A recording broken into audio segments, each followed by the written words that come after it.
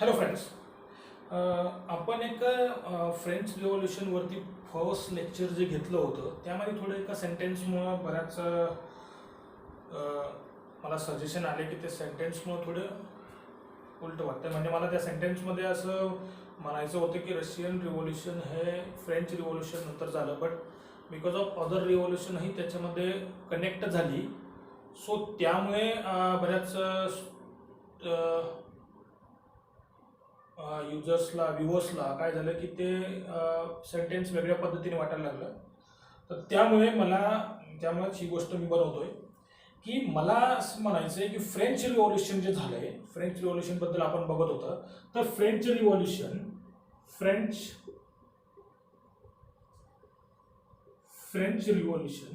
जे French revolution झालंय ते 1789 टू 1799च्या मध्ये झालेलं आहे. फ्रेंच रिव्होल्यूशन झालंय ते 1789 टू 1799च्या यामध्ये झालंय. त्याच्या आधी बऱ्याचशा घटना घडलेल्या आहेत. म्हणजे काय की इंडस्ट्रियल रिव्होल्यूशन त्याच्या आधी झालेलं आहे. इंडस्ट्रियल रिव्होल्यूशन हे स्टार्ट कधी झालं? Start from 1760 to till 1820 to 1840 पर्यंत हे इंडस्ट्रियल रिव्होल्यूशन चालू होतं. आणि हे इंडस्ट्रियल रिव्होल्यूशन कुठे झालं? युनायटेड किंगडम ऑफ ब्रिटन आणि आयर्लंड या ठिकाणी त्याची सुरुवात झाली. तर इंडस्ट्रियल या कंट्रीमध्ये त्याची सुरुवात झाली. तर इंडस्ट्रियल रिव्होल्यूशन कधी सुरू झालं? 1760ला. म्हणजे फ्रेंच रिव्होल्यूशनच्या 29 इयर्स फ्रेंच रिव्होल्यूशनच्या आधी झालं ते. पण संपलं कधी? 1820 टू 1840.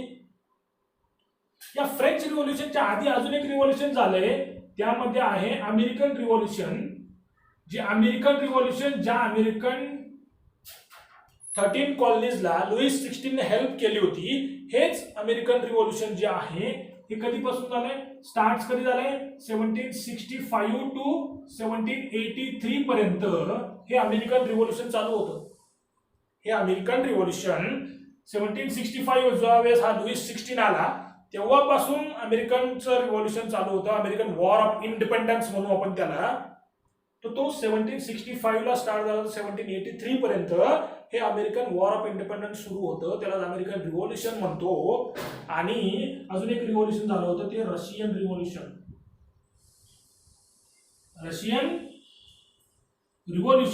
हे 1917 ला. खूप लेट झालं. 20th सेंचुरीमध्ये झालेलं हे रिव्होल्यूशन आहे. 1917 टू 1923 पर्यंत हे रशियन रिव्होल्यूशन चालू होतं. याच्यामध्ये बऱ्याचशा रशियन रिव्होल्यूशन मधून पण बऱ्याचशा कन्सेप्ट बाहेर आल्या.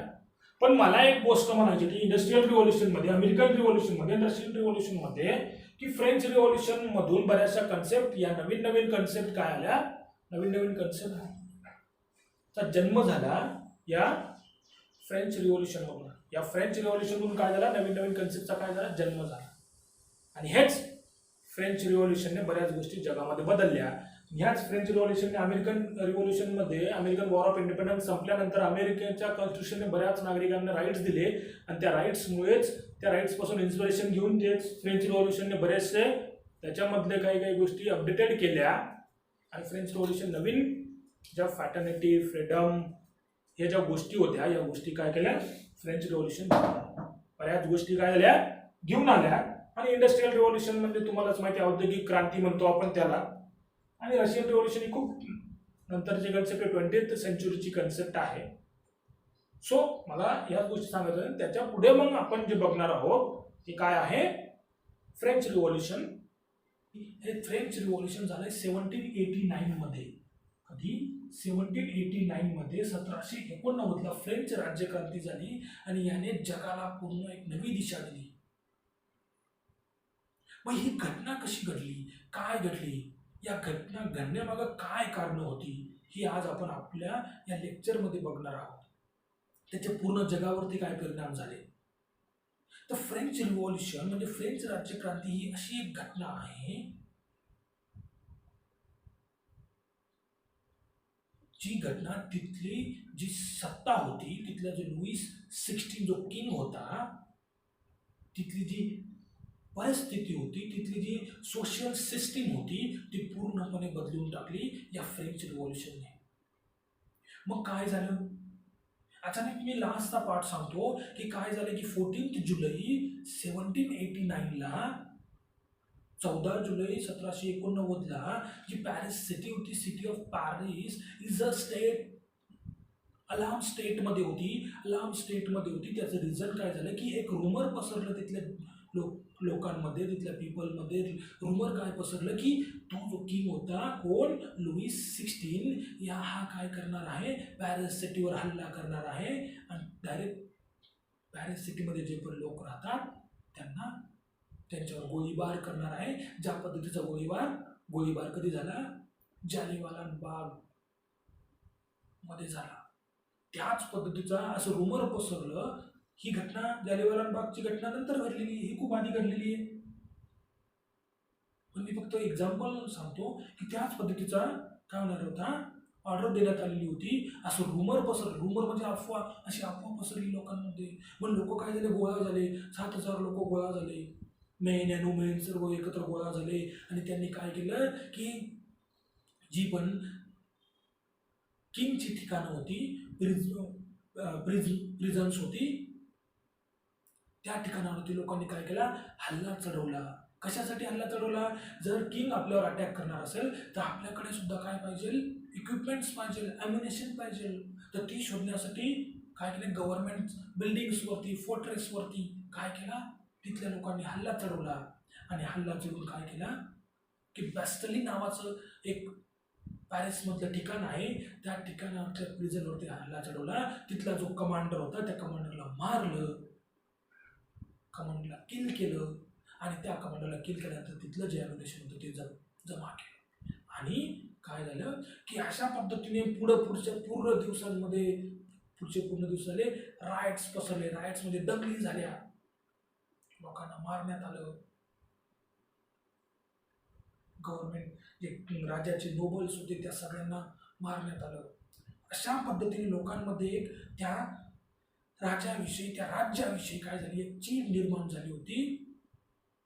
आणि त्या चिडीचं रूपांतर, त्या गोष्टीचं, त्या रागाचं रूपांतर कशात झालं, रिव्होल्यूशनमध्ये झालं. आणि ती जी लुईस 16ची जी राजेशाही होती ती काय केली, उलथून टाकली या फ्रेंच रिव्होल्यूशनने. पण फ्रेंच रिव्होल्यूशन घडण्यामागची कारण काय, का फ्रेंच रिव्होल्यूशन घडलं? आपण तर नेहमी म्हणतो वेस्टर्न कंट्रीज ज्या आहेत त्या खूप वेल डेव्हलप आहेत. मग हे फ्रेंच रिव्होल्यूशन घडण्याचं कारण काय?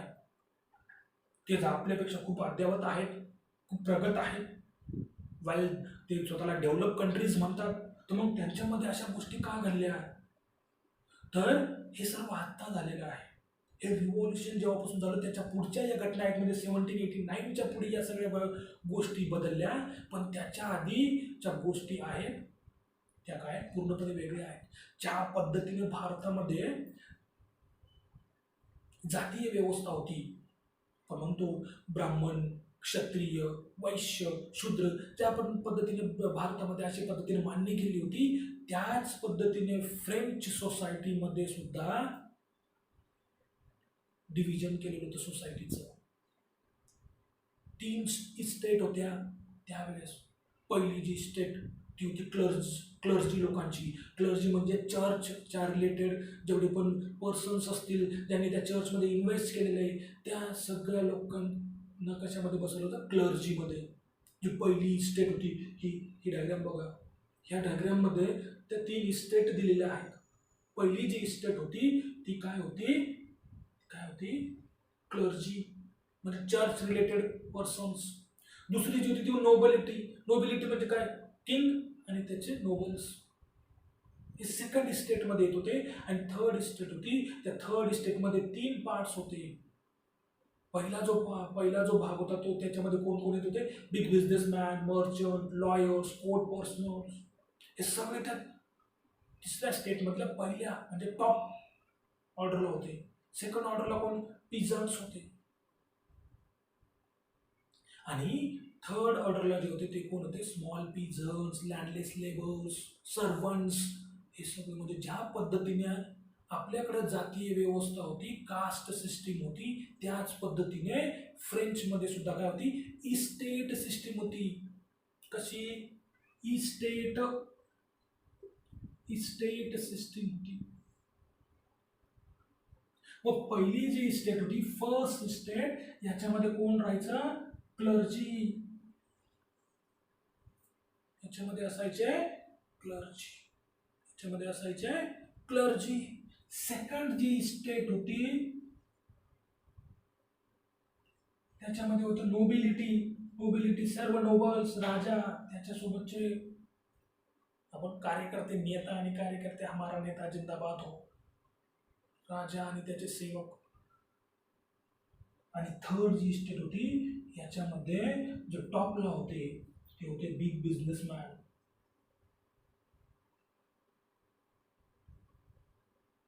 मर्चंट्स, लॉयर्स, कोर्ट पर्सनल्स, असे खूप सारे होते. असे खूप काय होते? सारे होते. दुसऱ्या ज्या ऑर्डरला होते ते होते पीजन्स, म्हणजे मोठे मोठे शेतकरी अँड आर्टिसन्स, कलाकार. Artisans, peasants. आणि तिसऱ्या याच्यामध्ये होते ते गरीब जनता, small peasants, landless labour and servants, सेवक, दास. आपल्याकडे पण होते ना गुलाम, सेवक आपल्याकडे होते, ज्यांना अनटचेबल्स म्हणायचे. आणि कृपा त्या डॉक्टर बाबासाहेब आंबेडकरांची की त्यांनी काय केलं? कृपा त्या महात्मा ज्योतिबा फुलेंची की त्यांनी काय केलं? शूद्र ही जातच नष्ट केली. कृपा त्या छत्रपती शिवाजी महाराजांची, ज्यांनी स्वराज्यामध्ये असताना कोणत्याही जातीचा भेदभाव मानला नाही. तर अशा पद्धतीने काय की फ्रेंचमध्ये सुद्धा जशा पद्धतीने आपल्याकडे कास्ट सिस्टीम होती, त्यांच्याकडे स्टेट सिस्टीम होती. त्याच्यामध्ये हे जे दोन होते, क्लर्जी अँड नोबिलिटी, हे टॉप ऑर्डरला, सोसायटीमध्ये टॉप ऑर्डरला, we are the boss, top ऑर्डरला एकदम हे काय असतील? एकदम टॉपला. आणि तिसरी इस्टेट असणार आहे त्याच्यामध्ये हे अजून टॉपला, या तिघांमध्ये हे टॉपला, big businessman, merchants and lawyers. तर मग असं असताना काय फरक काय पडतो? तर फरक एवढाच पडला की काय झालं, ज्या पद्धतीने आपल्यामध्ये पूर्व म्हणायचे की ब्राह्मण आणि क्षत्रिय यांना पूर्वपार जन्मजात काय असणार? प्रिव्हिलेजेस असणार, ॲडव्हान्टेजेस असणार, लाभ मिळणार. त्याच पद्धतीने यांना सुद्धा तो लाभ होता, क्लर्जी अँड नोबिलिटीला. काय लाभ होता? यांनी टॅक्स भरायचा नाही. त्यांनी म्हणण्यापेक्षा यांनी सुद्धा, थर्ड इस्टेटमध्ये पहिले जे बिग बिझनेसमॅन, मर्चंट्स, लॉयर, यांनी सुद्धा टॅक्स भरायचा नाही. मग टॅक्सचं सगळं बर्डन कोणावरती? हे second peasant and artisans and small peasants, landless labour, servants, यांनीच टॅक्स भरायचा. हे आराम के साथ वरती, हे मस्त आराम के साथ राहणार. वी आर द बॉस, हुकुम का यक्का. त्या पद्धतीने हे काय राहणार? वरती राहणार. मग इथून मागेही ते टॅक्स भरत होते. अचानक आता त्यांना एवढा काय प्रॉब्लेम झाला की त्यांनी रिव्होल्युशनच केलं. त्याचं कारण काय? की काय झालं की 1774 ला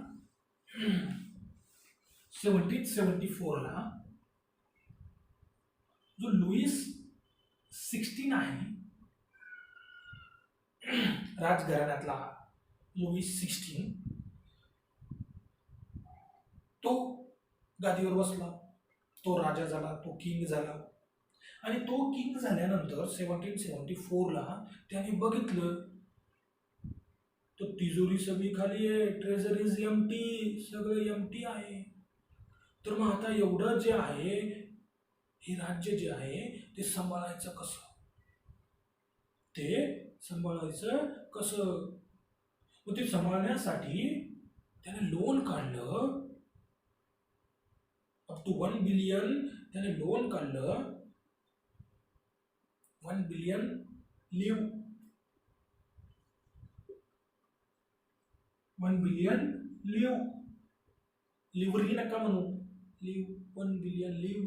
लिव ही काय होती त्यावेळेची फ्रेंचची काय होती currency, coin currency, coin currency होती ती काय लिव, लिव काय होती करन्सी होती. ही 1794 पासून काय झाली डिस्कंटिन्यू झाली, म्हणजे 1794 पासून याचा वापर झाला नाही, बंद केली. काय केली बंद केली लिव. तर 1 मिलियन लिव एवढं लोन घेतलं, डेट घेतलं आणि त्या डेटवरती इंटरेस्ट त्याला भरावा लागत होतं. मग ते भरायचं कसं. अजून ह्या महाभागांनी काय केलं, या लुईस 16ने काय केलं की त्यावेळेस 13 अमेरिकन कॉलनीज होतात, त्यांचं ब्रिटन सोबत काय चालू होती फाईट चालू होती. मग त्यांना फ्रीडम देण्यासाठी आता ब्रिटन म्हणजे इंग्लंड आणि फ्रान्स यांची त्यावेळेस खूप रायव्हलरी होती, एकदम शत्रू देश, एनिमी कंट्रीज होत्या फ्रेंच आणि इंग्लंड. जिथे इंग्लंड असेल तिकडं फ्रेंच सोबत भांडण झालंच पाहिजे. म्हणजे काय की दोन शेतकरी आपल्याकडे असतात ना बांधावरून भांडतात, त्याच पद्धतीने फ्रेंच आणि इंग्लंड, शेतकरी आम्हालाचा खूप मोठा आहे पण त्याचं भांडण नेमकं त्या बांधावरतीच होत असतं काय. नाही तर शेतकरी शिवाय जगही चालणार नाही. काही करोनाच्या काळात एकमेव चालू असलेली इंडस्ट्री कोणाची आहे, फार्मर इंडस्ट्री, शेतकरी इंडस्ट्री. पोटाला भेटेल तेव्हा खाल ना, करोना काळात पुढे तेवढेच चालू आहे. तर काय झालंय की फ्रेंच आणि इंग्लंड म्हणजे ब्रिटन हे एकदम शत्रू देश, एनिमी कंट्रीज. आणि एनिमी कंट्रीज असताना जिथं इंग्लंड असणार, जिथं ब्रिटन असणार, तिथं काय फ्रेंच गेलाच पाहिजे. मग ऑलरेडी आपल्याकडं आपण एवढं डेट घेतलेलं आहे, आपण एवढं लोन घेतलेलं आहे, त्याचं इंटरेस्ट भरतोय. तर लुईस 16ने काय केलंय की अमेरिकेच्या 13 कॉलनीजला फ्रीडम देण्यासाठी अमेरिकेकडून याने सप्लाय चालू केलं, मदत, हेल्प. मग त्या वॉरच्या हेल्पमुळं काय झालं की ते जे लोन होतं ते काय अजून 1 बिलियन लोन वाढलं, खर्च झाला त्याच्यावरती, त्या वॉरवरती. आणि काय झालं पूर्ण याच्यावरती स्टेटवरती काय आलं बर्डन आलं. मग ते बर्डन कसं भरून काढायचं, तर काय केलं या राजांनी काय केलं की त्याच्यावरती काय केला, जो टॅक्स होता तो टॅक्स वाढवला. आता टॅक्स कोण भरत होतं, थर्ड स्टेटवाले. आणि थर्ड स्टेटमध्ये पण कोण भरत होतं, peasant and artisan, small peasants, landless labour, servants, हे टॅक्स भरत होते. वरच्यांना काही फरक पडणार नव्हता, चर्चला म्हणजे क्लर्जीजवाल्यांना फरक पडणार नव्हता, नोबिलिटीला काही फरक पडणार नव्हता, बिग बिझनेसमॅन यांनाही काही फरक पडणार नव्हता. फरक पडणार होता तो कॉमन मॅनला. आणि कॉमन मॅनला फरक पडला तर उद्रेक होणारच होता, रिव्होल्युशन होतच असतो. मग कॉमन मॅनला टॅक्स वाढवल्यानंतर कॉमन मॅनला टॅक्स द्यावा लागतो. मग त्यातही प्रॉब्लेम काय होता की बघा, त्यातही काय झालं की पीझंट यांचं 90% पॉप्युलेशन, 90% पीझंटचं पॉप्युलेशन, कोणाचं पीझंटचं जे पॉप्युलेशन होतं म्हणजे थर्ड स्टेटमधलं जे पीझंट, आर्टिसन्स, लँडलेस लेबर, स्मॉल पीझंट्स यांचं पॉप्युलेशन 90%. पण यांच्याकडे फक्त 40%च लँड होतं. यांच्याकडे फक्त किती पर्सेंट लँड होतं, 40%. आणि जे 10% बाकीचे होते क्लर्जी, नोबिलिटी, बिग बिझनेसमॅन, आणि एक्सेट्रा जे होते यांच्याकडं 10% यांचं पॉप्युलेशन आणि यांच्याकडे लँड किती होतं 60% लँड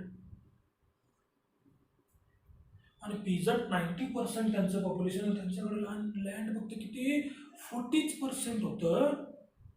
मग अशामध्ये त्यांनी फूड ग्रेन घ्यायचं किती, टॅक्स किती भरायचा, स्वतःला काय ठेवायचं आणि वरून जर तुम्ही टॅक्स वाढवणार तर त्यांच्यावरती किती बर्डन येणार असेल. मग त्यांच्यावरती बर्डन येणार असेल त्यात काय की आम्ही स्टेटला सुद्धा टॅक्स भरायचा. काय आम्ही स्टेटला सुद्धा टॅक्स भरायचा. त्या टॅक्सला काय म्हणतो टायनी टाय टाय टाय थैली नका म्हणू, थैली म्हणजे पिशवी ती नका म्हणू, टाय टाय टाय टाय म्हणजे काय tax directly paid to state. स्टेटला जो तुम्ही टॅक्स पेड करणार असाल त्याला काय म्हणायचं टाय. तर म्हणजे आम्ही हा पण द्यायचा.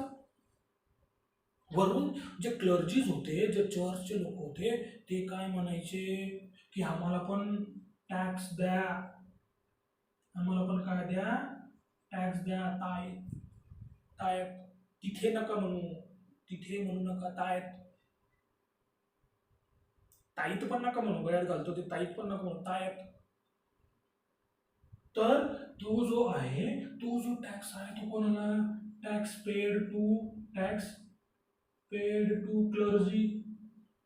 त्याच्यामध्ये पण 1/10 जो ऍग्रिकल्चर प्रोड्यूस करायचे ते सुद्धा द्यावं लागत होतं.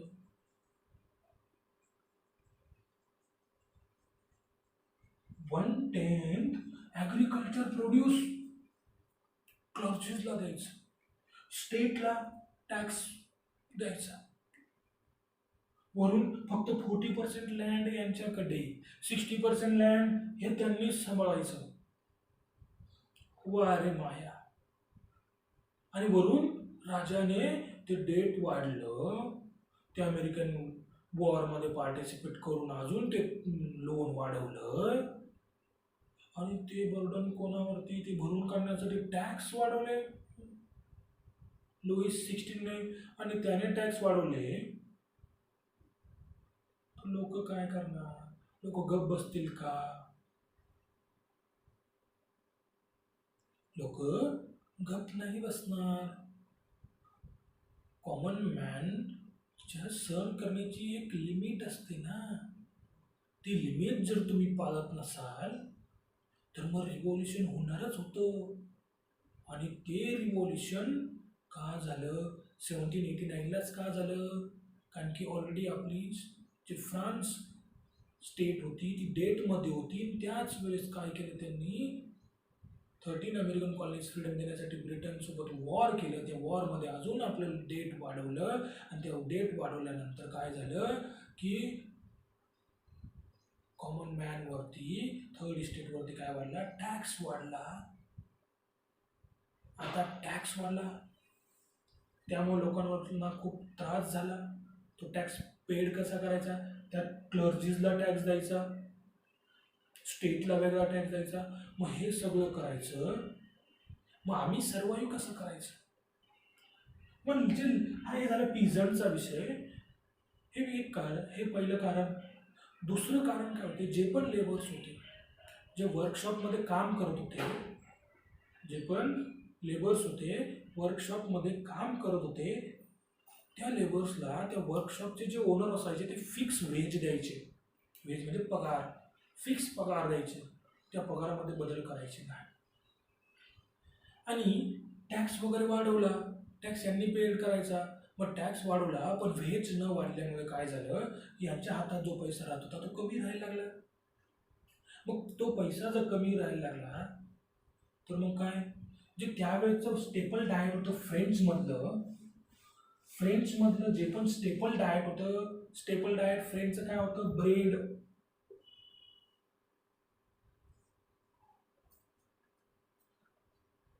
ब्रेडच्या प्राइस तर तशाच राहिल्या. यांचा पगार वाढला नाही.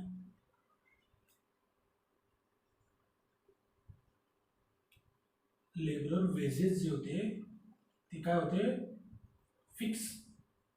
ते काय होते, फिक्स होते. आणि ते फिक्स असल्यामुळे काय झालं की ब्रेडच्या प्राइस ज्या होत्या त्या जशा तशा राहिल्या. टॅक्स वाढला. टॅक्स वाढल्यामुळे लेबरर्सला जो टॅक्स पेड करावा लागतो तो करावाच लागत होता. मग यांच्या हातात जास्त काही राहत नव्हतं. मग ब्रेड काय झालं, ब्रेडसाठी क्रायसिस निर्माण झालं. मग ज्याच्याकडे पैसा तोच घेणार. आणि त्याच अचानक काय झालं की जर ड्रॉट आला, हेल स्टॉर्म आले, तर ते काय व्हायचं, फूड ग्रेन जास्त यायचं नाही. मग त्यामुळे या ब्रेडच्या प्राइस वाढल्या. मग लोकांनी सर्वाईव्ह कसं करायचं.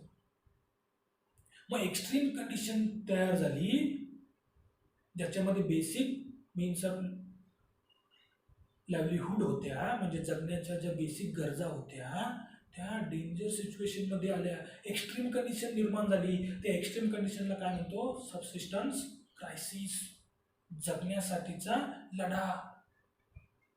आणि ते क्रायसिस निर्माण झाले, सर्वायवल क्रायसिस निर्माण झाले. आणि त्या सर्वायवल क्रायसिसमुळे काय झालं, लेबरर्समध्ये सुद्धा काय झाला, जो पण राजा होता त्याच्या विरुद्ध काय झाले, चीड निर्माण झाली. आणि चीड निर्माण झाल्यामुळे ज्या पद्धतीने पिझंटमध्ये झाली त्या पद्धतीने काय झालं, लेबरर्समध्ये झालं. आणि त्याच काळात काय होता, मिडल क्लास जनरेट झाला. मिडल क्लास हा काय, एज्युकेटेड क्लास होता. मग यांनी काय केले, रिव्होल्युशनरी थिंकिंग आणल्या, स्प्रेड केलं, सगळं न्यूज स्प्रेड केल्या लोकांमध्ये. त्यांना सांगितलं की आपल्याला काय होतोय, अन्याय होतोय. हे जे राज्य आहे, हा जो राजा आहे काय आहे, हा आपल्यावर काय करतो, अन्याय होतो. ट्रॅनी गव्हर्नमेंट आहे हे, आपल्यावर खूप जास्त अन्याय होतो. आणि अन्याय होतोय तर आपण त्याच्या विरोधात काय करायला पाहिजे, आवाज उठवायला पाहिजे. हा एक जो मधला मिडल क्लास तयार झालेला होता, जो एज्युकेटेड होता, त्यांनी लोकांमध्ये जागृती केली, रिनेसन्स. आणि ते जागृती केल्यामुळे फ्रेंच रिव्होल्युशन झालं. लोकांमध्ये जर चीड झाली, ज्या पद्धतीने भारताला इंडिपेंडन्स मिळालं, की जे ब्रिटन गव्हर्नमेंट, ट्रॅनी गव्हर्नमेंट होतं, त्याच्या अगेन्स्टमध्ये लोकांमध्ये रोष निर्माण झाला होता. आणि त्यामुळेच आपल्याला इंडिपेंडन्स मिळालं. त्याच पद्धतीने फ्रेंच रिव्होल्युशनमध्ये सुद्धा लोकांमध्ये जो लुईस 16 होता त्याच्या अगेन्स्टमध्ये लोकांमध्ये चीड निर्माण झाली होती. लोकांना राग आलेला होता या गव्हर्नमेंटचा, या राजेशाही पद्धतीचा, की आपल्याला काही फ्रीडम नाही आहे. जे आहे ते लोकांनी सगळं कॉमन मॅनवरतीच बर्डन निर्माण होतंय. तर त्यामुळे काय झालं, फ्रेंच रिव्होल्युशन झालं. French revolution. मग जो सबसिस्टन्स क्रायसिस होता तो कशा पद्धतीचा होता,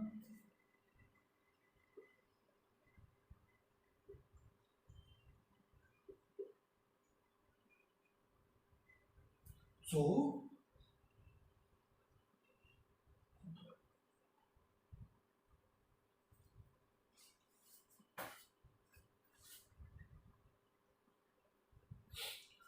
म्हणजेच स्ट्रगल फॉर सर्वायवल. जे पण लेबर होते, पीझंट होते, त्या सगळ्यांना काय करावं लागलं, स्ट्रगल करावं लागलं. आणि त्यामुळे काय झालं, सबसिस्टन्स क्रायसिस निर्माण झाला. आणि तो जो क्रायसिस आहे, ती जी एक्स्ट्रीम कंडिशन आहे, त्यामुळे काय झालं, त्यामुळे काय झालं की समजा की जर एका वर्षीला बॅड हार्वेस्ट आलं, जर बॅड हार्वेस्ट आल्यामुळे काय होतं, फूड ग्रेन प्रोडक्शन होत नाही. तर मग त्याची काय निर्माण होते, स्कॅरसिटी ऑफ ग्रेन्स, म्हणजेच कमतरता. धान्याची काय होते, कमतरता होते. आणि धान्याची कमतरता झाली की काय व्हायचं, रायझिंग फूड प्राइसेस. जी प्राइस होती फूडची ती काय वाढणार वाढणार. जेवणाची प्राइस वाढते, फूड प्राइसिंग वाढते, फूड प्राइसिंग वाढते. आणि ते झाल्यावरती जे पुअरेस्ट होते, पुअरेस्ट काय घेऊ शकत होते, कांट बाय. पुअरेस्ट विकत घेऊ शकत नव्हते कारण की त्यांना ऑलरेडी टॅक्स भरायचा. तो आता टॅक्स वाढला, त्यांचे जे वेजेस होते ते फिक्स होते. ड्रॉट आला, हेल आला तर पिझंटला हार्वेस्टिंग होणार नाही, फूड ग्रेनचं प्रोडक्शन होणार नाही. त्यांनी टॅक्स कुठून भरायचा, टॅक्स भरला तर स्वतःकडे काय ठेवायचं, म्हणून ते पुअर झाले. म्हणजे पुअर आणि रिच मधला गॅप वाढला. आणि हे जे पुअर होते त्यांचं जे स्टेपल डाएट होतं ब्रेड, ते सुद्धा घेऊ शकत नव्हते, विकत घेऊ शकत नव्हते. आणि ते विकत घेऊ शकत नव्हते म्हणून या पुअरमध्ये दोन गोष्टी घडल्या. एक तर फूड राईट्स, म्हणजे जेवणासाठी त्यावेळेस दंगली घडल्या. अन्न मिळवण्यासाठी त्यावेळेस दंगली घडल्या, फूड रायट्स झाले.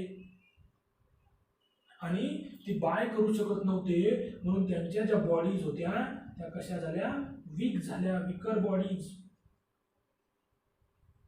कुपोषित म्हणतो आपण त्याला. खायला भेटलं नाही तर काय भरगड्या दिसता आपल्या, खायला भेटलं नाही तर आपल्या भरगड्या भुरगड्या दिसता सगळ्या. त्याच पद्धतीने त्यांना सुद्धा काय झालं, त्यांचं सुद्धा काय झालं, वीक बॉडीज झाल्या, लुळे पांगळे हे असे आम्ही सोडून दिलं त्यांनी सुद्धा.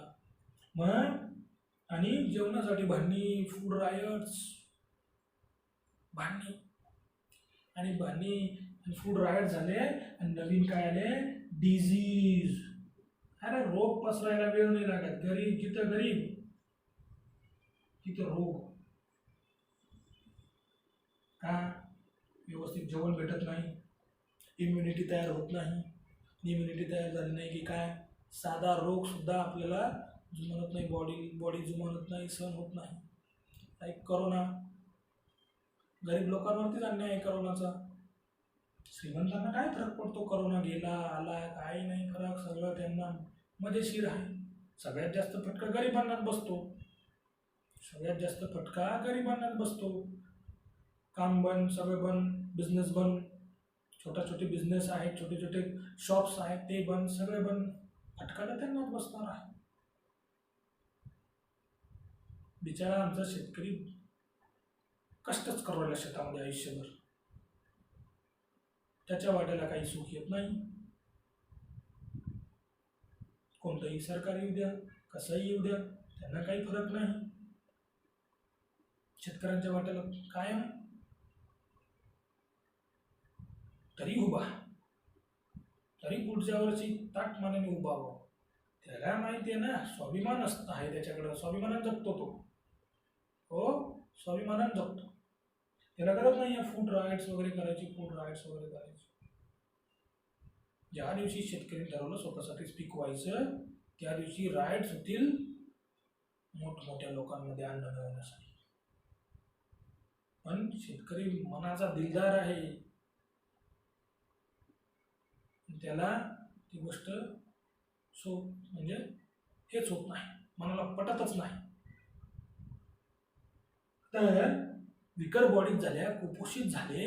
आणि त्या कुपोषितमुळे काय झालं की लोक मरायला लागले. Increase number of death. लोक काय झाले, मरायला लागले विकर बॉडीजमुळे. आणि फूड राईट झाले, नवीन आजार आले, त्याने सुद्धा लोक काय झाले, मरायला लागले. त्याने सुद्धा लोक काय लागले, मरायला लागले.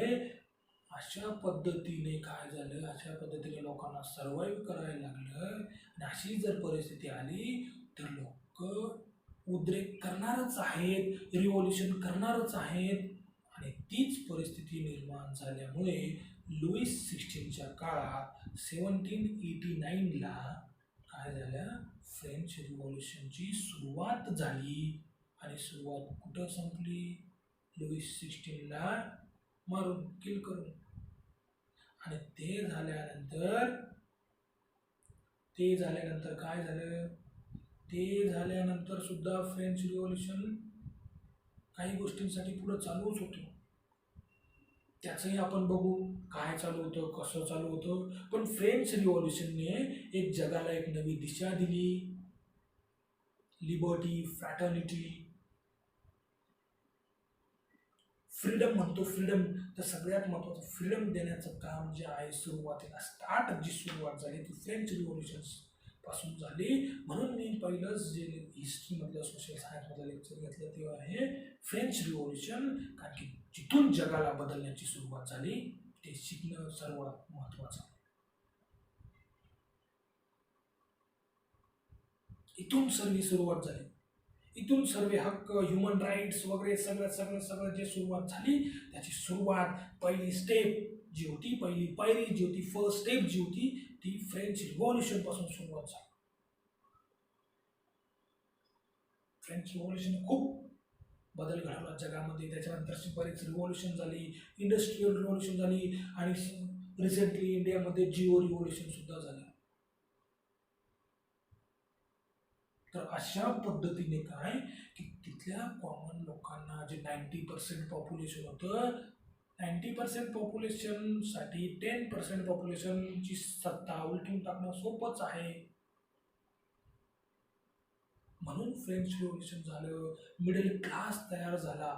एज्युकेटेड क्लास जर तयार झाला तर तो आयडिया स्प्रेड करतो आणि आयडिया स्प्रेड झाली की त्या दिशेने सोसायटी चालायला सुरुवात होते. मग अशा पद्धतीने ही फ्रेंच रिव्हॉल्युशनची सुरुवात झाली. नेक्स्ट लेक्चरमध्ये फ्रेंच रिव्हॉल्युशनमध्ये नक्की काय घडलं, त्याचे परिणाम काय झाले, पुढची जी फ्रेंच सोसायटी होती ती कशी तयार झाली, त्यामध्ये काय घडलं, हे सर्व आपण नेक्स्ट लेक्चरमध्ये. तर काय करा, माझ्यासोबत शिका, तुम्ही बघा, तुमच्या फ्रेंड्स, रिलेटिव्ह सर्वांना माझे व्हिडिओ काय करा, शेअर करा. माझ्या स्क्रीनवरती नंबर दिलेला आहे. जर तुम्हाला कोणत्याही सब्जेक्ट रिलेटेड अडचण निर्माण झाली तर मला व्हॉट्सअपला मेसेज करा, कॉल करा. आपण सर्व गोष्टी समजून घेऊ, एकमेका सहाय्य करू, अवघे धरू सुपंथ. तर आपल्याला काय करायचं आहे, शिकत राहायचं आहे. स्वामी विवेकानंद जसे म्हणतात, उठा, जागे व्हा आणि तोपर्यंत थांबू नका जोपर्यंत तुम्हाला यश मिळत नाही. तोपर्यंत आपल्याला थांबायचंच नाही. आपल्याला एज्युकेशन सिस्टीममध्ये सिरियसनेस आणायचा आहे आणि तो सिरियसनेस आपण सर्व मिळून आणू, जेणेकरून विद्यार्थ्यांचं भविष्य उज्ज्वल असेल, विद्यार्थ्यांना सर्व सब्जेक्ट सोपे जातील, सर्व सोपं जाईल. ते करण्याचं काम आपण मिळून मिसळून करू.